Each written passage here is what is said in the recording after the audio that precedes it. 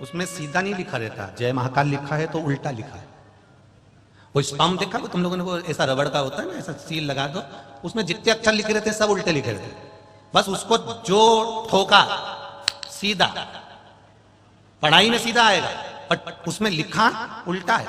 उसी तरह हमारे भाग्य में, इस मस्तिष्क की रेखा में भी कई चीजें उल्टी लिखी है। तेरे भाग्य में ये दुख लिखा है, तेरे भाग्य में ये तकलीफ लिखी है, तेरे भाग्य में ये रोग लिखा है, तेरी किस्मत में ये लिखा है। कुछ मत करो, उस रबड़ के स्टाम्प को देखो कि उसको ठोक दिया जाए तो वो सीधा हो जाता है, इसको भी भोलेनाथ के सामने ठोक दिया जाए तो सीधा हो जाता है। वो रबड़ के स्टाम्प पर उल्टा लिखा होता है पर सीधा ठोकने पर होता है। उसी तरह आप कभी दुख की घड़ी चल रही है, कभी समस्या चल रही है, तकलीफ चल रही है, रोग चल रहा है, बीमारी चल रही है, कष्ट बहुत है, तो उसके दरवाजे पर जाकर इस माथे को थोड़ा सा झुका लो। कभी कभी अगर तुमको लगे कि मेरे जीवन में बहुत बीमारियों ने मुझे घेर रखा है, तो प्रयास करा करो कि बेलपत्र,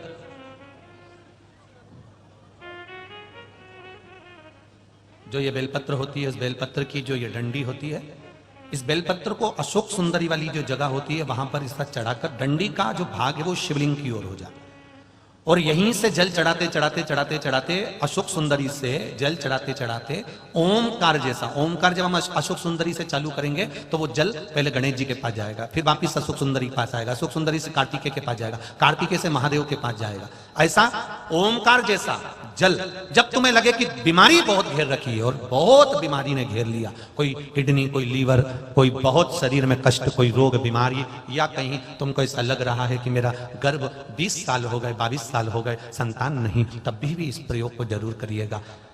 डंडी का मुख शिवलिंग की ओर, पत्ती का मुख अशोक सुंदरी की ओर। जल चढ़ाते समय अशोक सुंदरी से धार चालू कर गणेश जी पर, गणेश जी मालूम है ना सबको कहां गणेश जी होते हैं, कहां कार्तिकेय होते हैं, एक बार समझ लो उसको भी अच्छे से।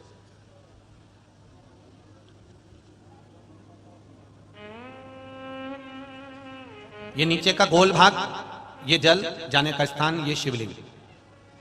बीच में जो मोटी सी लाइन होती है वो अशोक सुंदरी का स्थान है। शंकर जी के राइट में जहां से पानी नीचे गिरता है उसके कोने पर गणेश जी का स्थान, इधर कार्तिकेय का स्थान। ये शिवलिंग, ये जो गोल भाग है ये माता पार्वती जी का हस्त कमल है। ऊपर से जो बूंद बूंद जल कलश में से गिरता है वो शंकर भगवान की 5 लड़कियां, जया, विषहरा, शामरीबारी, दौतली और देव, ये शिव जी की 5 लड़कियां ऊपर से जल की बूंद गिराती हैं। हम जब भी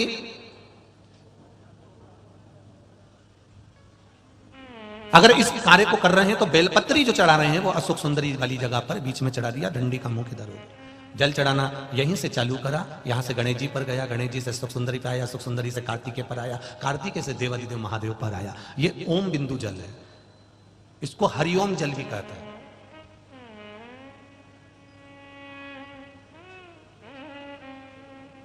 उज्जैन महाकाल में भगवान शंकर को सुबेरे सुबेरे सबसे पहला जो जल चढ़ता है वो हरिओम जल चढ़ता है।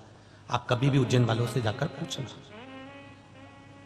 भस्म रमैया मंडल से पूछना, या उज्जैन के किसी एक व्यक्ति से पूछना, या वहां के पंडित जी से पूछना कि हरिओम जल कब चढ़ता है, तो वो कहेंगे सबसे पहला जल सुबह का हरिओम जल चढ़ता है।